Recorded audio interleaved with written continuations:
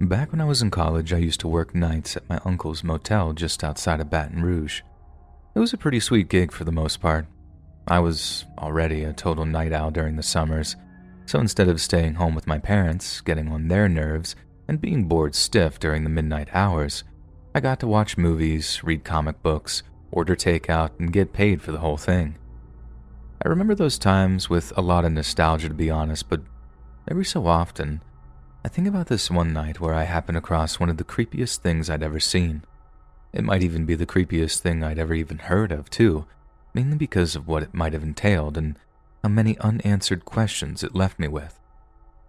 It started with the motel's fire alarm going off.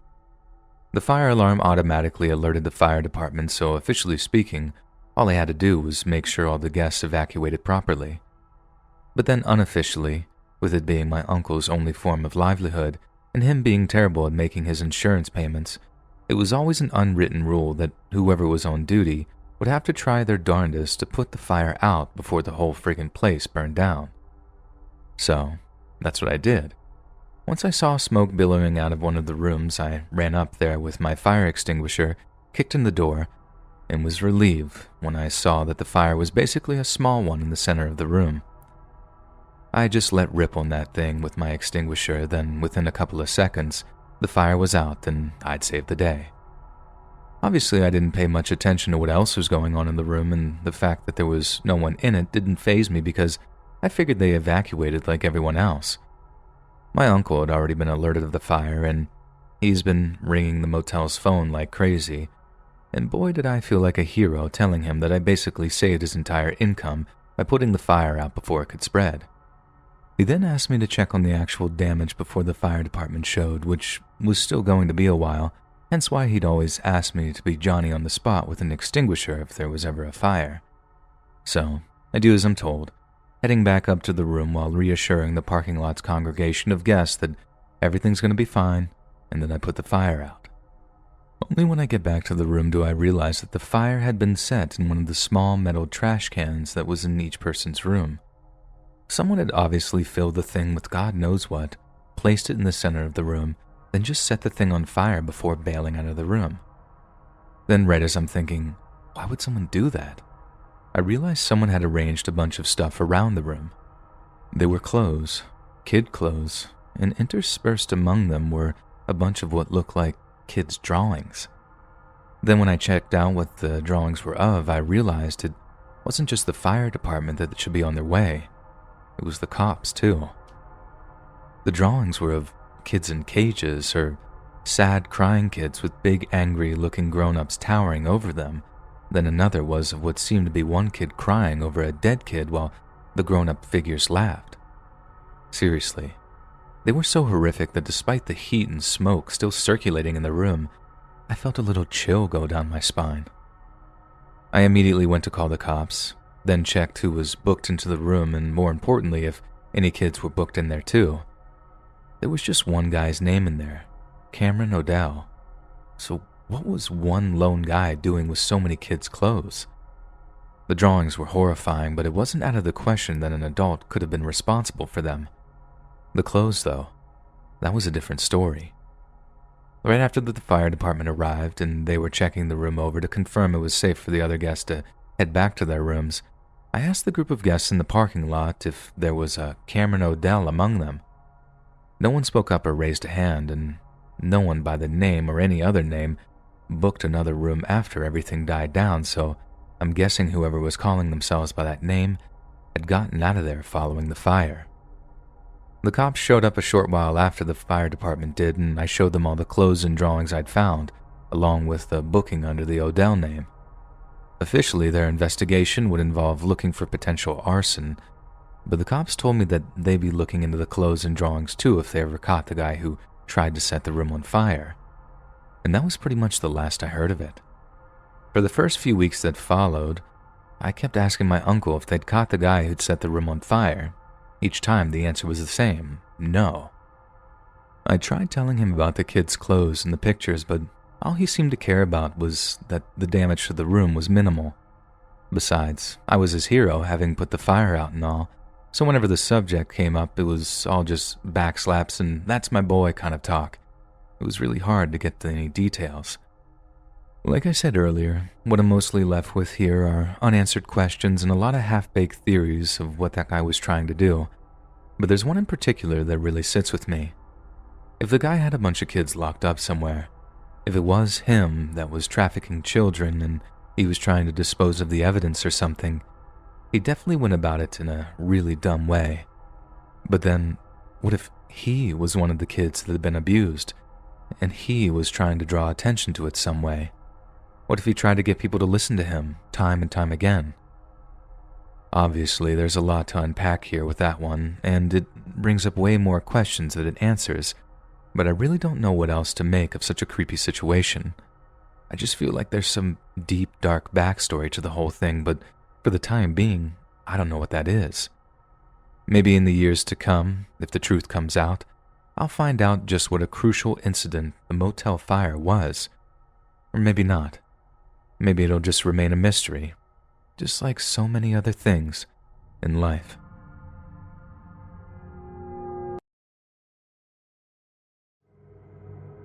Hey everyone, we truly appreciate your support. If you haven't already, please consider subscribing to our channel for more upcoming stories and exciting content.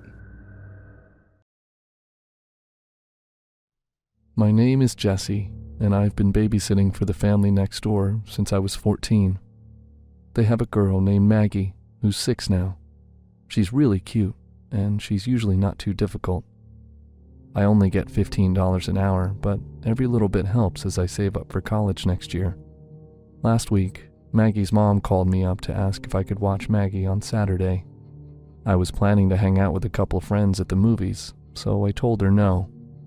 Pretty soon afterwards, I found out that my ex-boyfriend Ethan was going to the movies too, and I did not want to see that psycho again. So I canceled on my friends and agreed to babysit. That was a huge mistake. I got to the house at 7. Maggie's parents were running late as always, so they scurried around trying to get ready for some work party or something. They barely had time to talk to me before they hurried off. As they left, the mom told me that she left a note on the refrigerator with important information.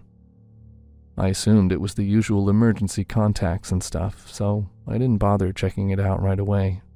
At first, things were going great. Maggie was playing with her Legos. I sat on the couch and watched her. She told me about the castle she was building, and I pretended to listen. Then, out of nowhere, she stopped and whispered, "There's a man outside. He's watching you." I looked out the window, but I didn't see anyone. The trees were shaking a little. It could have been someone hiding in the shadows, or it could have just been the wind. We live in a pretty nice neighborhood, so I wasn't too worried. "It's okay," I told Maggie. "It's just the wind." "But that man was looking right at you," she said. "He was scary." My blood ran cold. Maybe she was right.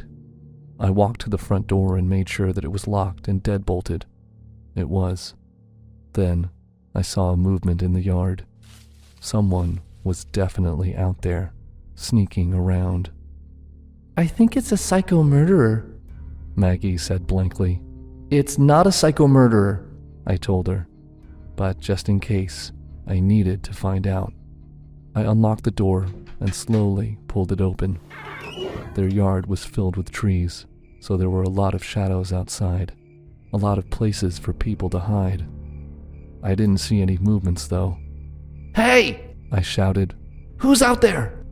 There was no answer, but I saw some movement from the bushes. And then I heard some laughing. That's when I knew that it was Ethan, my ex. It had to be. He was so desperate to get back together with me that he had followed me here. What was his plan? I turned toward Maggie and told her to wait right there. I said that my friend was outside, and I was going to go out there and tell him to go away. "Don't go," Maggie urged me. "It's okay," I said. "I'll be right back." I walked through the dark yard. When I reached the bushes in the corner, I heard more laughter. It was very quiet, as if Ethan was covering his mouth while he laughed. "Ethan," I said, "what the hell are you trying to do? We are not getting back together." The laughter stopped, Then, someone whispered, "I'm not Ethan." I gulped. That was definitely not Ethan's voice. I had to get back inside. I turned around, ready to run, but a hand shot out of the bushes and grabbed me by the ankle. I tripped and fell to the ground. Then, the man jumped out of the bushes. He was tall and thin, wearing a hospital gown. He looked furious. "What are you doing in my house?" He stood over me, inching closer. He reached forward, trying to grab me by the neck, but I twisted out of the way and stumbled back toward the front door. I ran inside and slammed the door behind me. As I twisted the lock, that man started pounding on the other side of the door. "Let me in!" he screamed. "It's my house!" I raced over toward Maggie and took her into the bathroom. It seemed like the safest place to hide. We locked ourselves in, and I called the police. After a few minutes, the knocking stopped. The house was very quiet. Maggie kept asking me what was happening, but I didn't have any answers for her. I had no idea who this man was and why he thought he lived here. Maggie was sobbing, and all I could do was tell her that the police would get here soon. But after 10 minutes, the police still weren't there. I needed to go back out and see if the man was still waiting for us outside. I left Maggie in the bathroom and told her to lock the door after me. I walked around the empty house, looking for any signs of that man. I didn't see anything. When I got to the kitchen, I noticed the note that Maggie's mom had left for me on the fridge. I don't know why I decided to read it at that moment. I had other things to worry about, but I did anyway. It said, "Dinner's in the freezer, just microwave it. And if you see anyone trespassing, call the police right away. My brother was just released from the hospital, and he's been sending threatening notes. Don't tell Maggie, I don't want her to get scared. He probably won't come here, but just in case, do not go outside." Just then, there was a loud knock on the door. The police had finally arrived. I told them everything that had happened. Then, I called Maggie's parents to tell them to come home early. They paid me double, but I told them I wouldn't babysit for them anymore.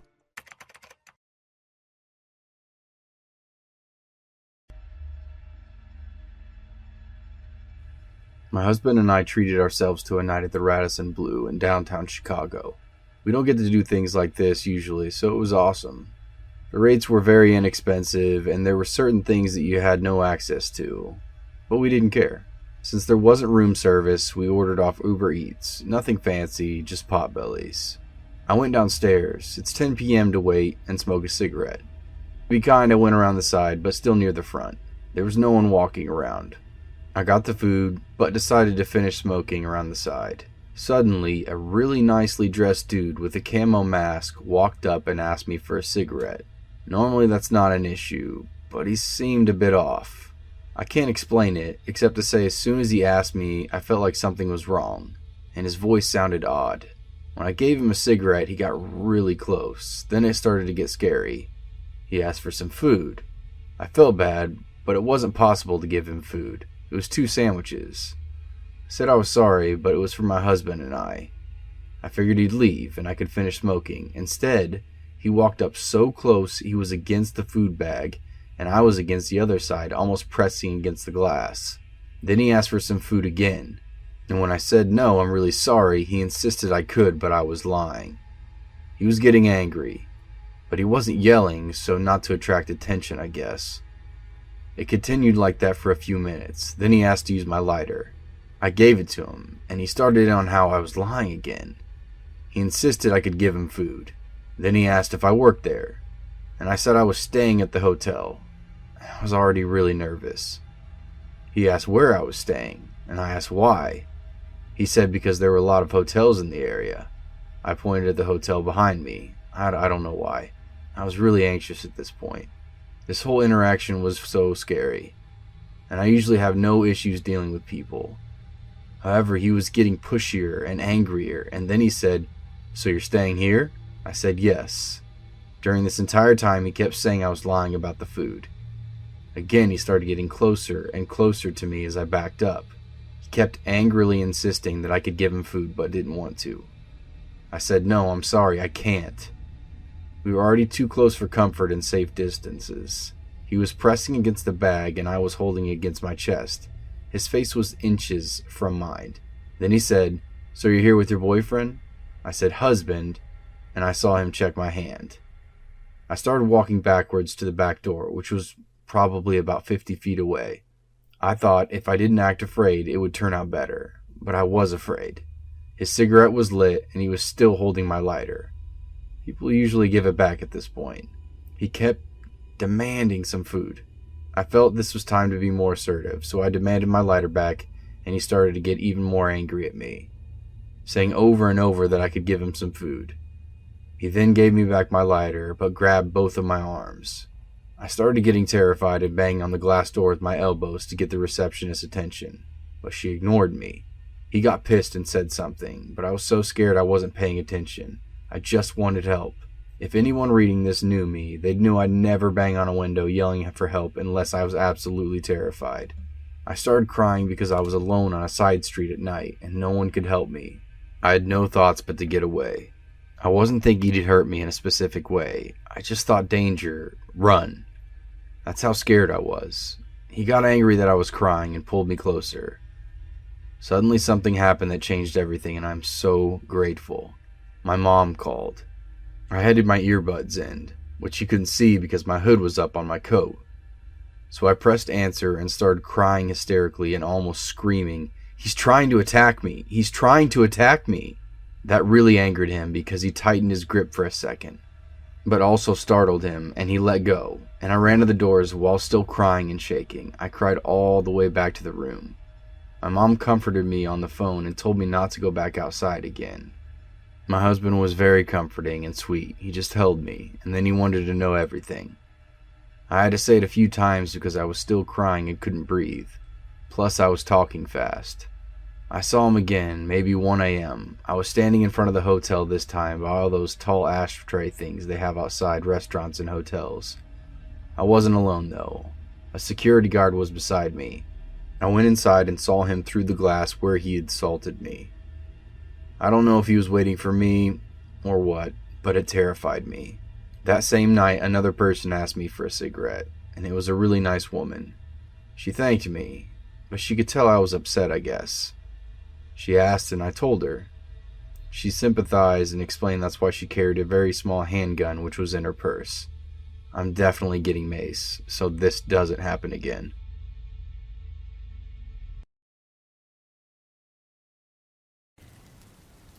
This happened a long time ago. The time I was living alone in a first floor apartment.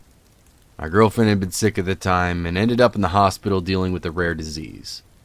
She recovered fine from it, but during those weeks my life was pretty much go to work, go to the hospital to be with her, come back to the house for dinner, and then bed. It was Friday night and I was alone, so I decided to distract myself by reading and watching some videos on YouTube. Hours passed, and at 3 a.m. I was in bed with my iPad in hand, almost falling asleep. And I heard it. I knew that sound pretty well. You see, outside right in front of my bedroom door, there was a long corridor that leads directly to the kitchen. This apartment was in a building built in the 50s, and the kitchen door was old, and had become slightly bent. That meant that whenever you turned the doorknob to open the door, it would snap out of place with a distinct clack sound. And that was the sound I had just heard. A lot of thoughts ran through my mind in that moment. Had I dreamt it in my semi-sleeping state? Or maybe the sound was real, but what had happened was the doorknob internal mechanism broke, and it opened by itself. Or, of course, maybe someone was in my house, and they had just opened the door. At this point, my heart was racing, and I started considering my options. I had a broomstick next to my bed. You may ask why I had it there, and to be honest, I had it exactly there because I lived alone and thought one day I might be in a situation like this, where I would need some kind of weapon. My girlfriend even used to joke about it, but I guess that my paranoia was now paying off in the most unfortunate of situations. So I decided I was going to take that stick on one hand and grab my cell phone in the other. I would open up my bedroom door while calling 911. And if no one else was in the apartment, I would just apologize to the operator on the other end of the line and explain the situation. However, back in those days, my cell phone wasn't yet a smartphone because it had this feature I found interesting, even though I hardly ever used it. If you pressed on a couple of specific keys, It would start ringing like someone was calling you. It was meant to be used when you wanted to simulate you were getting a call to get out of a boring conversation or tough situation. Clumsily, I pressed on those keys and the phone started ringing. I quickly shut it up, but now it had become clear inside the apartment that I was awake. If someone was outside my bedroom, they certainly heard it. What was going to happen? I stopped for a few seconds to hear my surroundings. Nothing. It was dead quiet. I decided to continue with my plan. I dialed 911 with one hand and raised the broomstick with the other and quickly opened the door. As soon as I did that, someone sprinted in front of me in the corridor and quickly got into the kitchen, closing the door behind them. I screamed, "Hey!" and started pursuing, but a split second later I thought, stop. What if there is someone else in the apartment? What if another intruder sneaks up on you from behind? In front of me, there was a corridor in the kitchen, but on my left, there was another corridor that led to the living room and office. The office had the light on, so the intruder had to be in there, but I didn't know if he had company. I took a step back into the entrance of my room so that I wouldn't be caught off guard. Sir, are you there? The 911 operator was calling me on the phone. I quickly explained to him what was happening, gave him my address, and he told me the police were on their way. They had a patrol car nearby, so I should just wait, and then he hung up. The apartment was dead silent, and I was terrified. There's only 3 things I had been able to notice on the intruder. He had a light-colored sweatshirt with horizontal black lines, dark hair, and he smelled really bad. In fact, the smell was still in my apartment, and I could still sense it. Police arrived after 7 or 8 minutes, which felt like ages. The apartment door was next to the bedroom, so I managed to quickly approach it and unlock the door to let them in. I explained what had happened to the police, and they had said we should go through the whole apartment and check every single hiding place. They had seen situations like this before where a burglar had hidden himself for a long period of time, even after the homeowners had called the police, just to later attack them. The apartment wasn't that big, so it was easy to conclude that no one else was hiding there. In the kitchen, it was obvious what had happened. It had these large windows that faced the back of the building, where we had a small community garden. I had left one of the windows open next to it, and on the ground there was a large drain pipe along the wall. The intruder had used the pipe to climb inside my window and get in. The police left to go look around the neighborhood for someone matching the description of the sweatshirt I described. While they were gone, it still smelled that horrible odor the intruder had left in the apartment. After around 20 minutes, they came back. They couldn't find anyone. The burglar was long gone. Luckily, he didn't have the chance to steal anything while he was inside. But the audacity, he must have seen the light on in my bedroom through the edges of the door, and he still tried walking past it to steal something from the office. I didn't sleep that night. In the morning, I went to the garden in the back to try to find further clues about the intruder, but didn't find anything. The neighbor in the building next door was at the window, and I called out to her. I told her what had happened, and she smiled and said, "Well, welcome to the neighborhood. We all have stories like that in this place. You should never leave your windows open. Maybe you should consider getting some bars to protect them." Next day, I bought a motion alarm and installed it inside the kitchen. I never had another experience like that in the apartment, but to be honest, I never slept the same way in that bedroom. I was pretty traumatized after those events. At night, I would fear hearing the sound of the kitchen door snapping out of its place. A few years later, I moved out to a larger apartment in another neighborhood. This time it was on a 7th floor, so much harder for intruders to get in through the windows. So to the intruder that came into my apartment and smelled really bad, let's never meet again.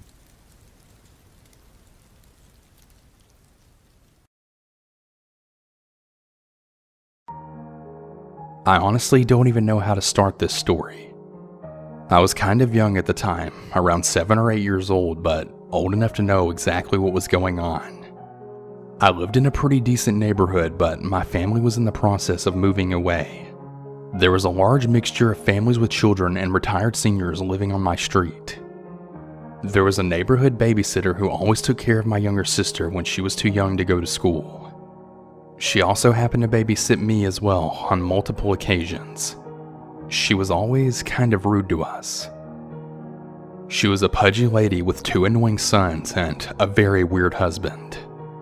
A lot of the local kids had gotten taken care of by her, so my parents always trusted her to take care of us. Everything was somewhat normal, except for the fact that she was always kind of rude to anyone that wasn't her own kid. Her kids were pretty misbehaved. They were always fighting, hitting each other with plastic swords, and always screaming at the top of their lungs. At one point, the younger toddlers had to take a nap, and she actually forced all of the children except for her own kids to sit in a corner and be quiet. Pretty odd behavior for a babysitter, but we never really thought too much about it. Another thing to mention is that she always took naps while babysitting. As in, she never paid any attention to the kids. She just shooed them away and fell asleep. She was also really notorious for giving her sons chocolate milk and telling all the others that they could just have water. My sister and I just tried to ignore it, but eventually we were pretty annoyed of it. My sister had a pretty loud mouth, so she told my mom how she treats the kids she babysits versus her own children. I'd also like to acknowledge that my sister had just turned 4 at the time, so she really wasn't that great with words. My mom was pretty angry that the babysitter did that, but she just let it slide, as we were going to be moving in about a month, and she didn't really know if we were being completely honest about it, as we were little kids, and sometimes kids make this stuff up. The house that we ended up moving to is the same house that I spent a really large majority of my childhood and teenage years in. Things were pretty normal once we transitioned into the new house. That is, until we got the calls. We changed our phone numbers, so we weren't really sure how the babysitter and her husband found it so quickly. She would literally call every single day saying that we needed to pay her and that we owed her money. She was apparently just really angry that we had moved, and we were currently on the lookout for a new babysitter that was closer to home. My parents received these calls literally every day, and they always consisted of the babysitter or her husband always screaming, which meant that I could hear the voicemails and calls very clearly. They just kept harassing us, and my parents grew agitated and really worried. One night it all ended at around 10 p.m. when my sister and I woke up to the loud sound of banging on the front door. It had continued for a good 10 minutes, and it was very loud. My sister was just totally freaked out, so I decided to go see if my parents were awake. And they were. They were just opening their eyes and kind of confused as to what was going on. My dad had told my mom to stay upstairs as he foolishly went downstairs to get the door, as I nervously stood at the railing. My sister had stayed in the bedroom because she was totally unaware as to what was actually happening. When he opened the door, I felt absolutely sick and totally terrified. There was my babysitter and her husband, who managed to not only find our address, but also our phone number.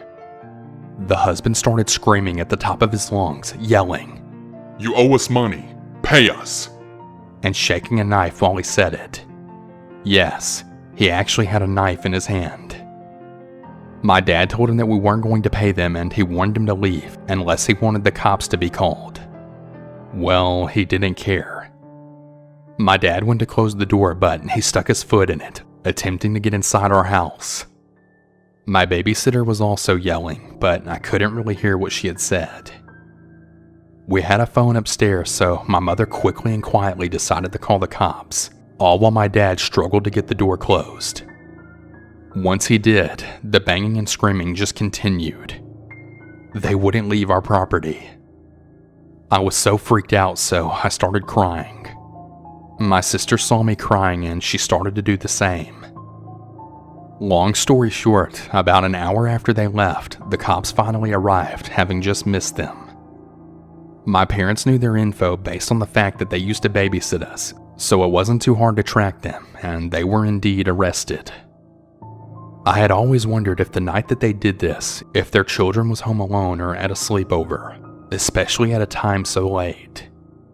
Regardless, they were released from jail a few days later, but were not allowed to step foot near our house.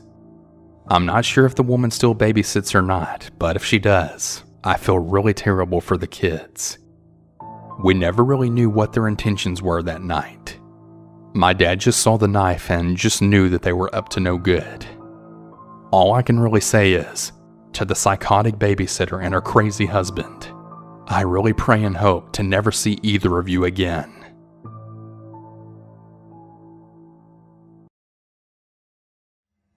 I work part-time at a diner, but my tuition is pretty expensive, so I've had to take on a couple side gigs to stay afloat.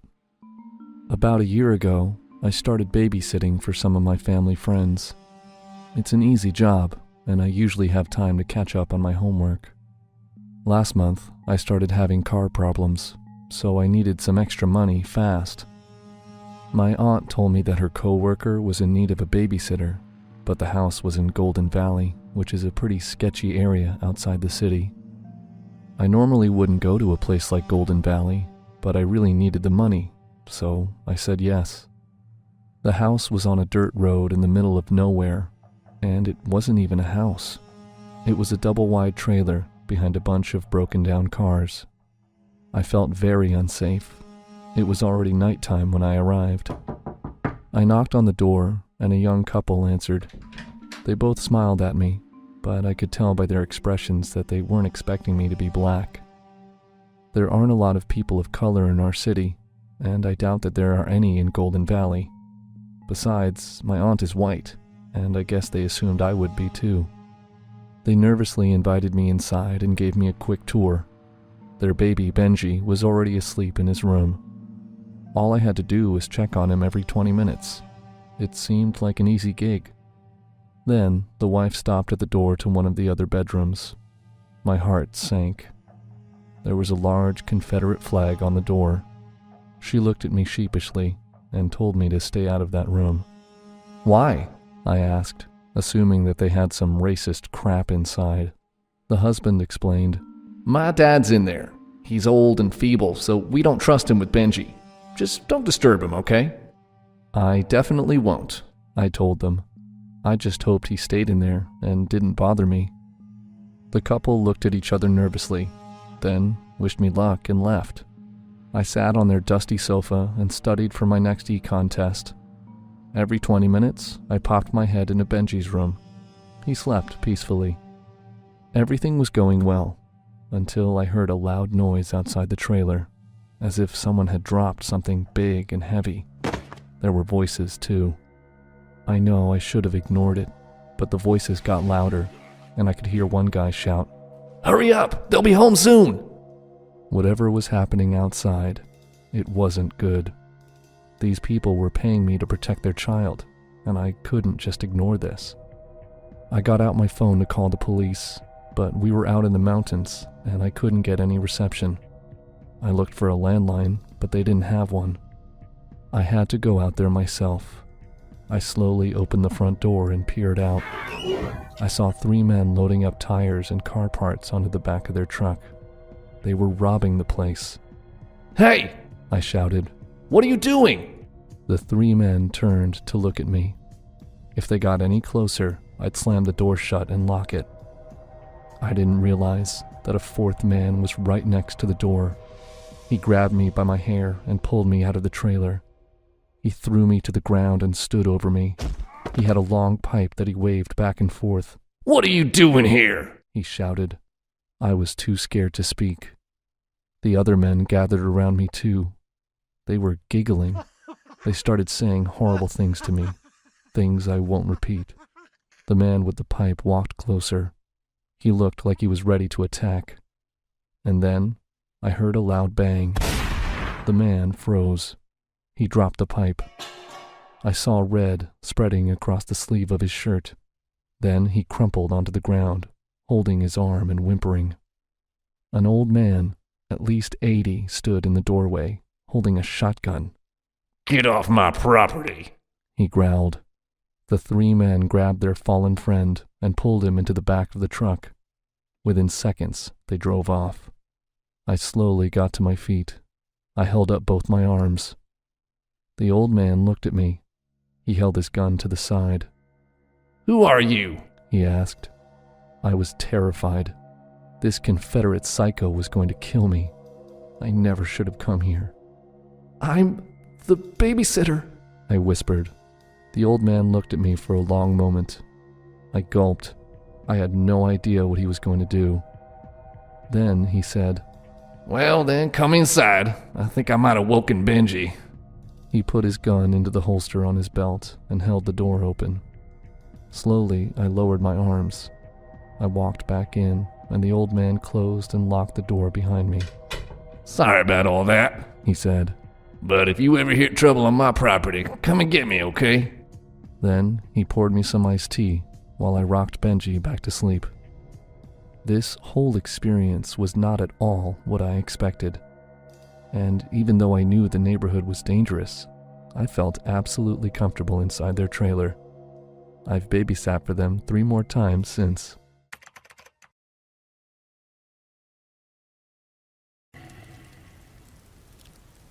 I live in a small town. If you blink, you'll miss it. Best we can boast about is a single stop sign and a gas station, which we only have because of the nearby highway. Any actual semblance of a town is 25 minutes away. So when things get scary out here, it's definitely amplified. The occasional homeless person is not a big deal. They're often just drifting through. Drug addicts run rampant and will steal everything they can from your house, but it's normal out here. However, what happened a few years ago certainly wasn't normal. Originally, I was in a dead sleep in my bed. I only woke up because it was burning hot in my room. But it was summertime and not much I could do about it. I just remember tossing and turning until I got a creepy feeling that fell into the pit in my stomach. I glanced over to the bathroom door that was open with the light on. Everything seemed normal. I left the light on so I wouldn't trip and die if I had to pee in the middle of the night. Next, I glanced at the windows directly across from my bed. I had no curtains, but I did have a shitty set of blinds. Part of the blinds are broken from wear and tear, and the crappy AC output beneath it would make them move back and forth every so often. The yard light was still on, but what made me stop was the outline at my window. The figure of someone was directly at my window, almost like it was waiting for the blinds to move and watch me. I didn't have an imagination as a child, and that had been trained right out of me. But the sight was enough to pour every horror film into my head in that moment. I squeezed my eyes shut and pulled my blankets over my head and slept in a cloth oven that night. By morning time, the figure was gone. I remember running to my mom's room on the verge of tears in the morning, telling her about what had happened. She laughed at me like I was an idiot and told me it was probably just a stray cat that had climbed up there for one odd reason or the other. I almost believed her since my window was pretty high off the ground. But something just did not sit right. Later, when we were doing yard work, I glanced over at my window and saw one of our metal patio chairs had been pushed up to it. I pointed it out to my mom, who proceeded to chew me out. "That's how the cat probably got up there, moron. Stop leaving furniture everywhere." But I hadn't moved it.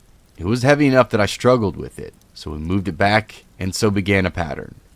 At night, I'd see a figure, complain to my mom, and we'd find the chair move back every single morning.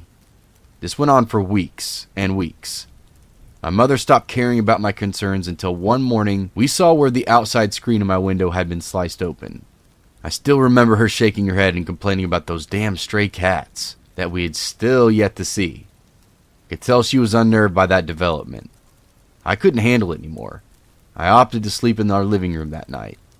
The only problem was, our kitchen and living room are connected, which meant there were always several windows. The first night of my move went well despite my back hurting from the couch. I avoided my room like the plague. It wasn't until about 4 days later we ran into an issue. I woke up and glanced at the clock above the fireplace, and it read a little past 3 a.m. Couldn't realize why I'd woken up until it happened again. There was a beam of light shining in from the kitchen window, almost like someone was shining a flashlight in. I saw it trace along the walls and land on the love seat across from the couch I was on. I was mortified. I told my mom. She continued to laugh at me. I gave in and decided I would sleep in my dad's room, even though it had a gigantic window. He slept in the recliner with a huge TV, so I felt safe having someone around. The yard light was directly outside the window, so it seemed foolproof. That was until I woke up out of habitual fear and watched through the window across from the bed. Everything seemed normal for just a moment. As time drug on, I felt more and more like a moron. Maybe my mom was right. That was until I saw a lone figure come out of the woods by the backyard shed, walk directly under the light, and head to the patio furniture like he'd been here plenty of times before. I still remembered that large build the man had, and the confidence was like he was the one who lived here and wasn't creeping around my yard in the dead of night. I just remember listening to the TV until I fell asleep again, hoping to get another glimpse. My dad would have been pissed if I had woken him up. He was grumpy on a good day and terrifying on a bad day. I didn't feel like risking it unless I had solid proof because I was scared. The next morning, my mom chewed me out again for the same patio furniture. It was now a routine almost a month later. But this time something new had happened. She demanded I stop playing in the toolboxes of the garage. A bunch of tools had been taken out and left on our doorstep. Screwdrivers, a large hammer, flashlights, etc. It wasn't me. I begged my mom and pleaded with her, just stay up with me one night. We couldn't close our garage because it was an open carport. And I wasn't going to get my ass beaten for touching tools because of someone else. It was driving me mad. Finally, she agreed. And that night, we would stay awake in the living room. I finally fell asleep before my mom did. But I remember her waking me up in a panic. She pointed to the window that overlooked into our garage. We could see the top of someone's head as they walked back and forth. There was a sound of someone placing metal tools down on the brick steps, as if they were trying to be quiet but couldn't fully muffle it. She whispered for me to go wake my dad. My dad was angry, having been woken up in the middle of the night by his frantic daughter. He grabbed his pistol and headed out from the back door, towards the front of the house where the garage was located. We heard my dad screaming and someone dropping tools, then the shot of a gun twice. The frantic footsteps pounded out of the garage felt like they were coming from my chest. My mom peeked out the window and then opened the door. My dad stumbled in. He had missed both shots because of his unstable aim, but told us that there was a man crouching at our front door, looking at our door handle. None of us slept that night, and in the morning, the law from the closest town arrived. They didn't do much but ask if anything else had been stolen, for a description of the man, and then told us to install cameras. That was it. They said the guy was probably just looking for something easy to steal for quick money. If that had been the case, why didn't he steal any of the tools, the generator, the welder, or broken into any of the vehicles just sitting in the garage? We finally set up some hunting trail cameras around the house, but nothing has happened since. Coming home from college for the holidays, I still have nightmares about the incident years later, especially when I sleep in my own bed. I don't know what he was looking for or why he did the things he did. Whatever the case may be, man at the window, let's not meet.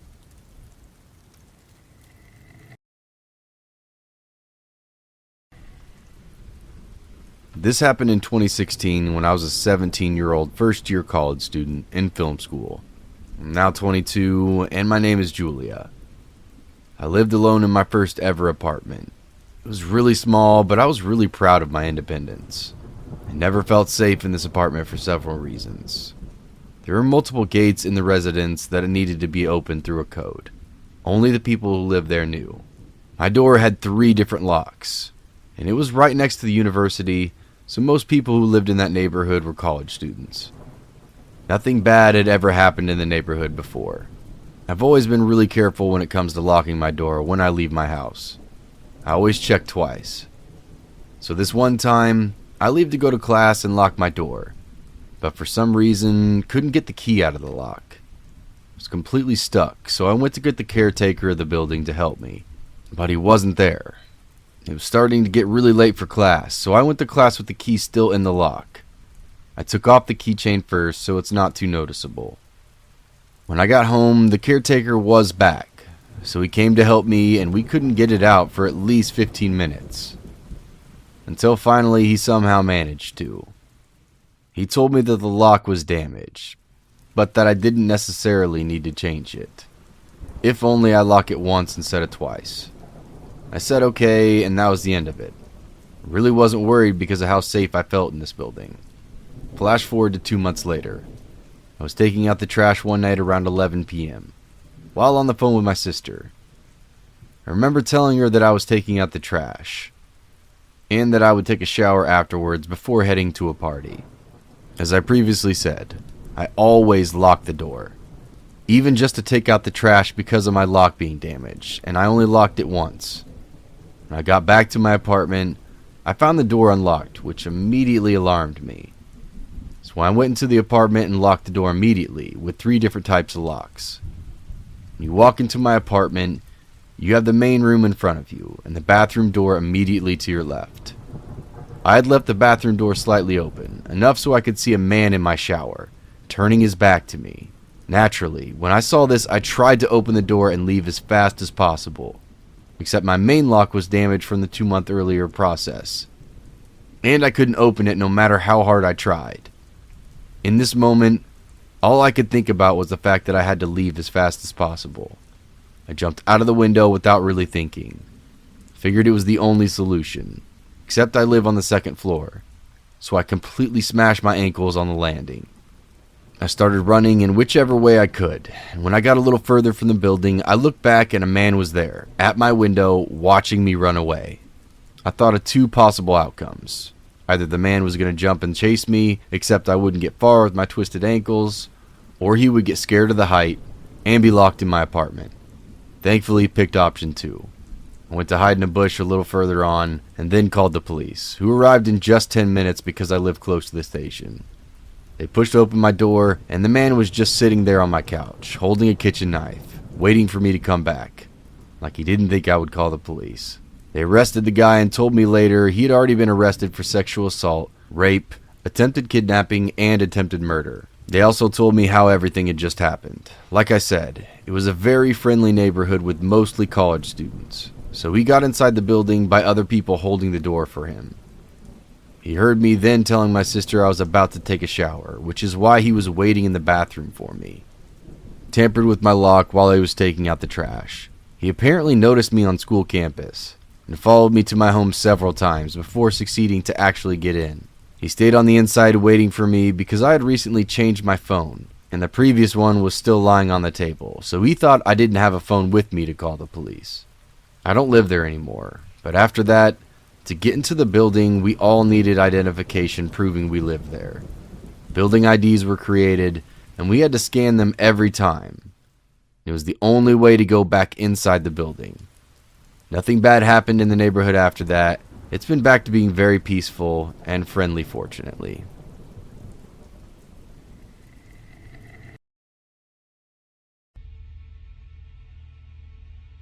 This happened February 14th, Valentine's Day. Me and 2 of my friends decided we would get a cheap hotel room and they would take some LSD to kick off the loneliest holiday ever. I've done it before, but I wasn't in a good mindset to take it that night, so I settled for a bottle of wine. Anyway, we weren't familiar with the area of the hotel motel that we booked the room at, but it was cheap, and that's all that really mattered to us. It was around 3 in the morning, and outside the door we hear someone stumbling around and bumping into the walls. But it was Valentine's Day, so we brushed it off as a drunk couple going to get it on. The stumbling stops outside of our door and just got silent. My friends are tripping at this point, and I'm pretty drunk. We hear this woman start sobbing outside of our door. I'm assuming she sat down on her back on our door, because we heard her slide down the wall and collapse right on the other side. The woman starts trying to speak to us through the cracks of the door outline, saying she lost her dogs and was wondering if we could help her. It was 3 a.m. and we didn't know shit about the area, so common sense would say don't respond. So we didn't. The woman then proceeds to bang on the door, saying we stole her dogs and she's gonna come in and fucking murder us. She was scratching and banging at the door for 10 minutes straight and then just stopped. My friends are starting to have a bad trip because of her, and when she stopped I tried to reassure them she was gone and they could go back to having a good time. To prove it to my friends, I checked through the peephole to verify that this woman was indeed gone. The bitch was trying to stare right back at me through the other side of the peephole. I watched her as she stepped back and stood there, as still and solid as a literal concrete statue. She had her eyes right on the peephole, staring right into my eye. I doubt she could see me through the peephole, but I was making dead eye contact with her. The woman then proceeds to start screaming and throwing her body against the door, which thankfully woke up our neighbors, and they called the front desk. The woman behind the front desk comes and tries to get this woman to leave. The woman left, but was going down the hallway of the hotel being loud and not leaving the property, still crying out for her lost dogs, in the hotel hallway, at 3 a.m. The cops get called on this woman and she disappeared, but she never left the hotel. Cops were running around the halls trying to find her. The woman from the front desk asked me if I could give a better description or any information to the police. Me, being an underage girl drunk out of my mind, tried to decline, but the cops ended up coming to my door anyway. I tried my best to act like an innocent little sober girl. They said they never saw her leave and implied that she's still inside. So they just told me to keep an eye out for her and call the front desk if anything else happens. The police stayed posted on the outside of the hotel for about an extra 30 minutes, then left. Turns out this bitch was just on crack, but still, hearing this woman throw her body onto the door saying she would kill us was traumatizing enough. We left early that morning and never went back. Thanks to this woman for killing my friend's trip and my drunkenness.